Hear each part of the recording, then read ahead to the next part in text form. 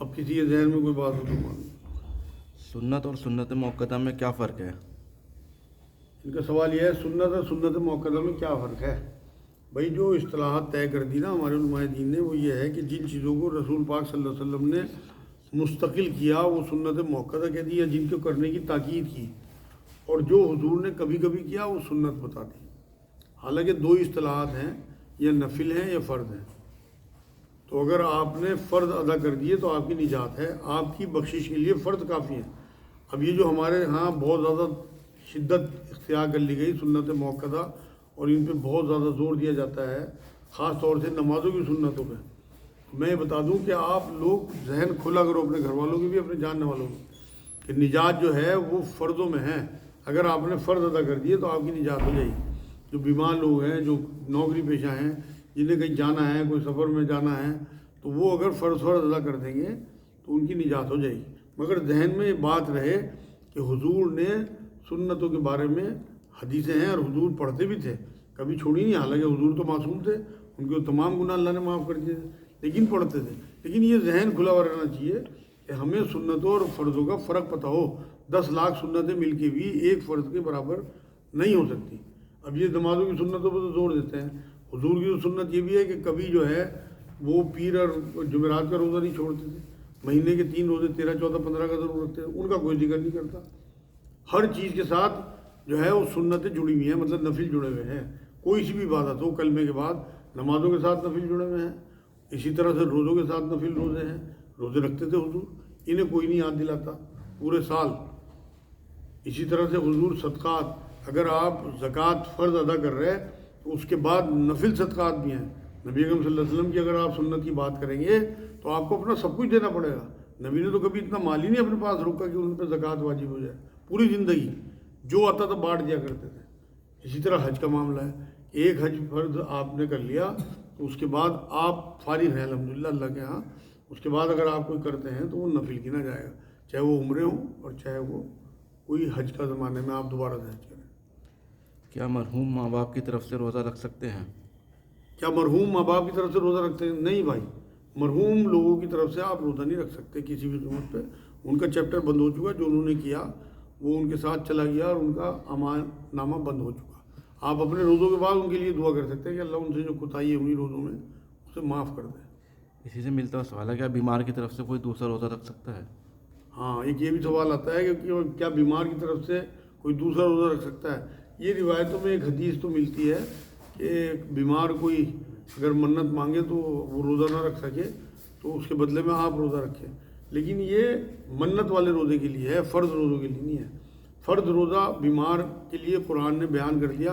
اگر کوئی دائمی بیمار ہے جو روزہ نہیں رکھ سکتا، اور اللہ مطلب ایسی بیماری اللہ نے لگا دی اسے کہ وہ ٹھیک نہیں ہوگا، ڈاکٹر نے منع کر دیا، تو وہ فدیہ دے سکتا ہے روزے کا اپنے کفارہ۔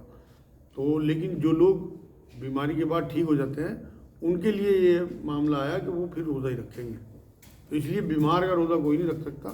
ہاں، اگر مان لو آپ نے کوئی منت مانگی، وہ تو اسی کی ہو، چاہے روزے کی ہو، نماز کی نفلی کی ہو، کوئی صدقات کی آپ نے منت مانگی، اگر وہ نہیں پورا کر سکا آپ کا کوئی رشتہ دار تو دوسرا رشتہ دار اسے پورا کر دے۔ یہ تو اس جو حدیث ہے نا اس سے یہ بات ثابت ہے، لیکن فرض روزوں کے لیے ایسا کوئی معاملہ نہیں ہے۔ کیا بالوں میں جیل لگانا جائز ہے؟ بالوں میں جیل لگانا کا سوال یہ ہے، کیا بالوں میں جیل لگانا جائز ہے؟ بھائی آج کل لڑکے واقعی جیل ویل لگاتے ہیں بالوں کو سیٹ کرنے کے لیے، یہ بالکل جائز ہی نہیں بلکہ سنت ہے۔ ماں عائشہ یہ فرماتی ہیں کہ جب میں حضور کے بال بناتی تھی تو میں ایک گون ٹائپ کوئی چیز آتی تھی جس سے کہ حضور کے تو لمبے لمبے بال تھے نا، زلفیں تھیں، تو انہیں چپکانے کے لیے وہ جیل ٹائپ کوئی چیز تھی وہ لگاتی تھی۔ تو اس لیے جو بچے جیل لگا رہے ہیں وہ گلٹ نہ کریں اپنے دل میں، بلکہ خوش ہوں کہ ہم سنت میں ہیں نبی۔ روزے میں ہم بستری کا کفارہ کیا عورت کو الگ سے دینا ہے جبکہ وہ مجبور ہے؟ ہاں، کل جو سوال آیا تھا اسی سے ریلیٹڈ یہ سوال ہے کہ اگر روزے کی حالت میں ہم بستری کر لی تو شوہر کو ہی دینا ہے یا بیوی کو بھی دینا ہے؟ اور جبکہ بیوی مجبور ہو تو بالکل بیوی کو بھی کفارہ دینا چاہیے۔ 60 روزے تو اسے نہیں رکھنے، کیونکہ وہ مجبوری میں، مان لو شوہر ظالم ہے یا اس نے نہیں مانی بات۔ ویسے تو نبی نے بات فرمائی کہ اللہ کے جو احکام ہیں ان میں کسی مخلوق کی بات نہیں ماننی، لیکن عورتیں جس معاشرے میں ہم رہ رہے ہیں، مردوں کا معاشرہ ہے، ظلم کرتے ہیں، انہیں پتہ ہی نہیں ہے نبی کے کیا حالات تھے اپنی بیویوں کے ساتھ، تو پوری عمر جو ہے انہیں معصوم عورتوں پہ ظلم کرتے ہوئے گزر جاتی ہے. تو اسے مان لو مجبور کیا تو وہ کم سے کم اگر اس کی حیثیت ہے تو 60 مسکینوں کو کھانا ضرور کھلا دے، اور اگر وہ بھی حیثیت نہ ہو تو انشاءاللہ اللہ اسے معاف کر دے، کیونکہ وہ مجبور تھی. اللہ کو ساری مجبوریاں پتہ ہیں، اور اللہ نے قرآن میں کہہ دیا لا یکلف اللہ نفسا الا وسعہا، میں کسی بھی اس کی ہمت سے زیادہ بوجھ نہیں ڈالتا. تو اگر وہ مجبور نہیں تھی، وہ رضامندی تھی، پھر تو اس کا معاملہ ہی بیٹھے گا. 60 روزے رکھے پہ در پہ، وہ نہ رکھ سکتی تو کم سے کم 60 مسکینوں کو کھانا کھلا دے، اور اگر حیثیت ہے تب بھی کھلا دے، اگر وہ مجبور بھی تھی تب بھی کھلا دے، کم سے کم اس کا اجالہ ہو جائے گا انشاءاللہ. ایک بھائی کا سوال ہے، رات میں انہیں تیز بخار تھا، صبح اطلام بھی ہو گیا اور وہ نہا نہیں سکے، تو کیا ایسے میں نماز روزہ کیسے کریں؟ اچھا، ان کا سوال یہ ہے کہ رات میں تیز بخار تھا، صبح اطلام بھی ہوا، تو نہا نہیں سکتے تو کس طرح نماز پڑھیں؟ بھائی اگر اتنا تیز بخار ہے اور آپ گھر پہ ہیں تو آپ تیمم کر کے نماز پڑھتے ہیں. اگر ڈاکٹر نے آپ کو نہانے کو منع کیا، ویسے تو گرم پانی سے آپ نہا سکتے ہیں، اور بخار میں بھی اکثر ٹھنڈی پٹیے سر پہ رکھتے ہیں لوگ، تو آپ نمایاں پانی یا تیز گرم پانی کر کے نہا لیں، غسل کر لیں، انشاءاللہ اللہ آپ کی مدد کرے گا اور اللہ آپ کی حفاظت بھی کرے گا. لیکن واقعی اگر اتنی بری حالت ہے جتنی آپ نے لکھی، تو اللہ کو آپ کے حالات پتہ ہے، بیماری دینے والا بھی وہی ہے، نمازیں لینے والا بھی وہی ہے. تو آپ اسی حالت میں تھوڑا سا پاک ہو کے اور اپنی شرمگاہ کو دھو کے پیشاب شاب کر کے اور آپ تیمم کر لیں. تیمم کا میں نے طریقہ پہلے بتایا کہ مٹی پہ ہاتھ مار کے چہرے پہ ایک بار ہاتھ پھیر لیں اور کونیوں تک ایک بار ہاتھ پھیر لیں ہاتھوں پہ. نیت آپ کی تیمم کی تو تیمم ہو گیا، اور آپ نماز بھی پڑھیں. روزے کی حالت کا معاملہ یہ ہے کہ آپ نے روزہ ہی پوچھا، تو روزہ آپ پہ اس حالت میں نہ واجب ہے نہ فرض ہے. جب آپ کو اتنا بخار ہے تو آپ روزہ چھوڑ دیں، وہ انشاءاللہ رمضان کے بعد شوال میں آپ کبھی بھی رکھ سکتے ہیں. اچھا، سحری میں ڈھول وغیرہ بجانا اور سائرن بجانا ٹھیک ہے؟ تم کر رہے گے ڈھول لے لیا سچی ہوگا. ان کا سوال یہ ہے کہ سحری میں کیا ڈھول بجانا اور سائرن وغیرہ بجانا کیا ٹھیک ہے؟ بالکل بھی ٹھیک نہیں ہے بھائی. نبی کے زمانے کی میں بات بتاؤں، سحری میں 2 اذانیں ہوتی تھیں. ایک تو حضرت بلال اذان دیتے تھے، اور ایک ابن مکتوم جو نابینا صحابی تھے وہ اذان دیتے. شاید یہ پہلے آ چکا سوال، میں نے آپ لوگوں کو بتایا تھا کہ وہ جو پہلی اذان ہوتی تھی وہ تو جگانے کے لیے ہوتی تھی، اور جو دوسری اذان ہوتی تھی وہ وقت ختم کرنے کی اذان ہوتی تھی. تو یہی طریقہ نبی کی سنت ہے. اگر یہ طریقہ ہو کہ پہلی اذان جو ہے وہ 4 بجے دے دی جائے، جیسے آج کل 5 بجے ٹائم ختم ہو رہا، یا 3:45 بجے دے دی جائے، اور دوسری جو اذان ہو وہ وقت ختم ہونے پہ ہو، یہ سنت طریقہ ہے. ہمارے ہاں جو انہوں نے مائک ہاتھ میں لے لیے اور ہر 10 منٹ کے بعد 4:10 ہو گئے ہیں سحری کھا لو، جس نے نہ اٹھا اٹھ جاؤ، یہ سب بیکار کی بات ہے. میں نے جب ابھی یہ اذان پہ پابندی لگ رہی تھی نا، کسی نے جملہ لکھا تھا، کسی مسلمان نے، کہ اذان تیری یہ حالت ہے کہ جن کے لیے تو دی جاتی ہے وہ تو سوتے رہتے ہیں مسلمان، وہ تو اٹھتے نہیں، اور تیری وجہ سے جو غیر مسلم ہیں ان کی نیند خراب ہوتی ہے. یہ صحیح بات ہے بالکل. آپ فجر میں دیکھ لو کتنے لوگ ہوتے ہیں رمضان کے چھوڑ کے، اور غیر مسلم جو ہیں ان لاؤڈ اسپیکروں سے پریشان ہیں. اتنے لمبے لمبے سائرن ہر مسجد سے. مجھے تو یہ لگتا ہے کہ انہیں سائیکٹرسٹ کو دکھانا چاہیے، دماغی خلل ہے یہ، مطلب دوسروں کو پریشان کرنا. کوئی نماز پڑھ رہا، کوئی نفل پڑھ رہا، کوئی تہجد پڑھ رہا، کوئی قرآن پڑھ رہا، ملا کے اپنا ایک سے ایک جو ہے وہ سائرن بجاتے رہتے ہیں، اور ڈھول والا آ جاتا ہے. یار یہ کوئی تک کی بات ہے؟ جب ہم مکس آبادی میں جن آبادی میں مسلمان رہتے ہیں، شرمندگی ہوتی ہے قسم سے ہندوؤں کے سامنے جاتے ہیں. بھائی پھر ان میں ہم میں فرق کیا رہا؟ ان کا بھی وہ تو ٹیپ لگایا کسی پجاری نے مندر میں، چالو ہو گیا، وہ تو خود تو سو جاتا ہے، لوگ ہی نیند حرام. بالکل وہی ہم کر رہے ہیں، پھر فرق کیا ہوا؟ تو اس لیے میرے نزدیک تو بالکل ناجائز ہے، اس پہ پابندی ہونی چاہیے. لیکن یہ سب ہمارے علماء دین کی غفلت کا معاملہ ہے. میں بار بار کہتا ہوں، اگر یہ سرکولر جاری کر دیں، اپنے مطلب ایک فتویٰ دے دے کہ یہ سب ناجائز ہے، دوسروں کو تکلیف پہنچانا. اسلام میں دیکھو آخری خطبے میں کیا کہا تھا رسول اللہ نے؟ ایک دوسرے کی جان، ایک دوسرے کا مال، ایک دوسرے کی عزت تم پہ حرام ہے.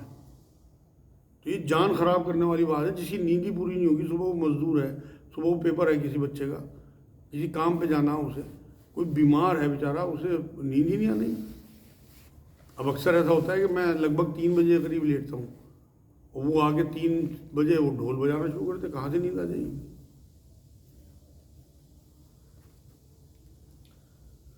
اچھا ہم نے جو قرض دیا ہوا ہے کیا اس پہ بھی زکوٰۃ ہے؟ اگر ان کا سوال یہ ہے جو قرض دیا ہوا ہے اس پہ زکوٰۃ ہے؟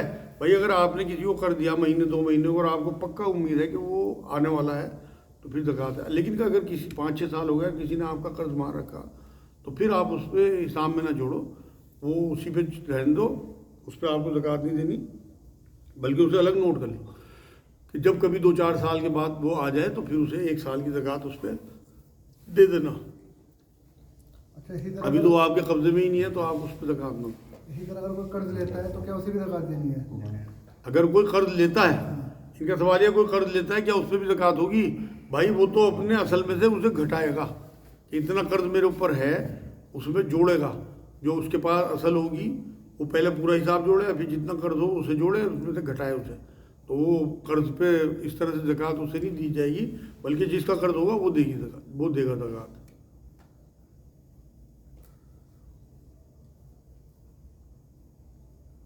ہم نے پچھلے سال پوری زکوٰۃ دے دی تھی, اس سال کمائی کی جگہ بہت نقصان ہوا, کیا اس سال بھی زکوٰۃ دیں؟ بڑا اچھا سوال ہے. ان کا سوال یہ ہے کہ انہوں نے پچھلے سال پوری زکوٰۃ دی حساب لگا کے, اور اس سال بزنس میں نقصان ہوا بہت تکڑا, کیا اس سال بھی زکوٰۃ دیں؟ بھائی ایک تو آپ ذہن کھول لو اس بات کے لیے کہ زکوٰۃ جو ہے وہ ہمارے پروفٹ پہ نہیں ہے, ہمارے اصل پہ ہے, ہماری سیونگ پہ ہے, جو ہم نے سیو کر رکھا. تو اگر آپ نے مان لو پچھلے سال 10 لاکھ کا آپ کا بزنس اور اسٹاک اور کیش تھا, اس پہ آپ نے زکوٰۃ دی اور اب کیا آپ کو نقصان ہوا 1 لاکھ کا, وہ 9 لاکھ رہ گیا مان لو, تو اب آپ کو 9 لاکھ پہ زکوٰۃ دینی ہے. لیکن دینی ہے کیونکہ وہ سیونگ ہے آپ کی, اسٹاک ہے, کیش ہے آپ کے پاس. رہائشی چیزوں پہ کوئی مکان ہو یا کوئی دکان ہو آپ کی یا کوئی گودام ہو, اس پہ کوئی زکوٰۃ نہیں ہے. بلڈنگوں پہ ہاں کرائے پہ آپ نے کوئی مکان چڑھا رکھا ہے اس کے کرائے پہ زکوٰۃ ہوگی. تو اس لیے جو چیز آپ کے پاس موجود ہے, آپ کے ہولڈ میں ہے, اس پہ زکوٰۃ ہے, چاہے وہ اسٹاک آپ کا نقصان کی وجہ سے کم ہو گیا. اگر آپ نے واقعی کھلے دل سے اور خوشی دل سے جو ہے زکوٰۃ دے دی تو انشاءاللہ تعالیٰ آپ کا پچھلا نقصان بھی پورا ہو جائے گا. یہ میں اپنے مشاہدے کی بات بتا رہا, الحمدللہ اگر آپ لوگ گن کے پوری زکوٰۃ ادا کرتے ہیں نقصان ہو نہیں سکتا. اگر کبھی وقتی طور پہ ہو بھی گیا تو وہ اگلی بار میں اللہ پورا کر دے گا. یا پھر چیک کریں آپ بھائی کس وجہ سے نقصان ہوا, ہم نے کوئی زکوٰۃ میں کوئی کوتاہی تو نہیں کی. ایسا تو نہیں ہے کہ ہم نے زکوٰۃ پوری نہ دی ہو یا ابھی ہمارے پاس رکھی ہو زکوٰۃ, یا ہم اس زکوٰۃ کو استعمال تو نہیں کر رہے. کیونکہ نقصان جو بڑے بڑے ہوتے ہیں نا, اب لوگوں کی سمجھ میں تو آتی نہیں ہے بات. میں بار بار کہتا ہوں اپنے سگے رشتہ داروں کو یہ بات کہ زکوٰۃ جو آپ نے طے کر لی ایک بار کہ بھائی رمضان میں اتنی زکوٰۃ بیٹھ رہی, اسے فارغ کرو, جلدی جلدی غریبوں کو دو. نہیں دیتے اپنے پاس الگ کر کے رکھو, یوز نہ کرو. اس یوز کی وجہ سے بڑے بڑے نقصان ہوتے ہیں, اور ہوئے میرے سامنے ہی بات ہے, مطلب میرے اپنے قریبی رشتہ داروں کے اتنے بڑے بڑے نقصان ہوئے کہ رونگٹے کھڑے ہو سن کے, صرف زکوٰۃ یوز کرنے کی وجہ سے. بھائی دوسرے کا حق آپ یوز کر رہے ہیں, حق تلفی پہ گنے جا رہے ہیں. آپ نے اللہ سے وعدہ کرا 1 سال میں 2.5% زکوٰۃ دوں گا. لا الہ الا اللہ محمد رسول اللہ کیا ہے کہ تو معبود تیرے رسول کی شریعت مانوں گا. وعدہ کر لیا کہ 2.5% زکوٰۃ دوں گا, شریعت میں آ گیا رسول کی. اب آپ اسے استعمال کر رہے ہیں, آپ تو شریعت سے ہی باہر ہیں, تو پھر نقصان نہیں ہوں گے.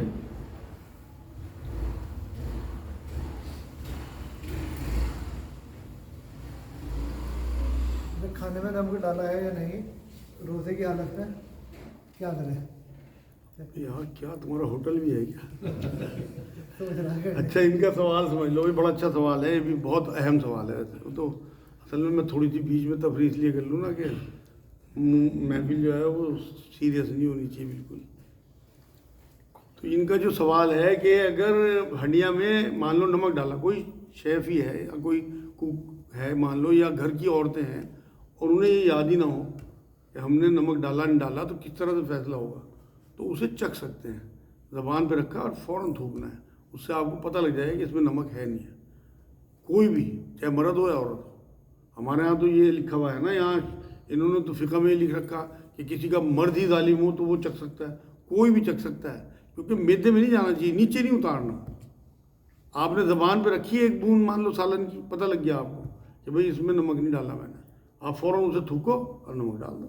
پتہ لگا بالکل ٹھیک ہے, فارغ, نہ آپ کا روزہ ٹوٹا الحمدللہ.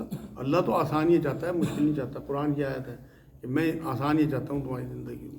خود نبی نے بات فرمائی کہ میں دین حنیفی لے کے آیا تمہارے لیے, مشکل دین نہیں لایا.